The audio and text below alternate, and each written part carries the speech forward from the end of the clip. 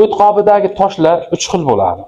Xolesterinli, bilirubinli va kalsiyli toshlar bular. Bular nima uchun kerak bizga? Xolesterin bilan bilirubinli toshlar yumshoq bo'ladi, erishi juda tez bo'ladi. Yeradigan ichadigan dori va suyuqlar bularni tezroq eritib, tezroq chiqarib boshlaydi. O'sha 4-sutka, 5-sutkadan jigardagi toshni ancha qismi chiqib boshlaydi.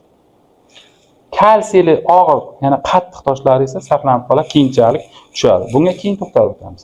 Keyin jigarga o'tadi, jigar yo'llari toza bo'ladi. Odam o'sha jigar yo'li toza bo'lguncha 6-sutkaga boradi. O'sha 6-sutkagacha mana shu ichkarida tushayotgan shlaklar, toshlar juda zaharli bo'lgani uchun o'z o'rnidan qo'zg'alib chiqayotgan paytida organizmga zahri so'rilgandan bemorda ko'ngillanish, qayt qilish holatlari, terisidan qulansa hid, og'zidan qulansa hid kelish holatlari bo'ladi.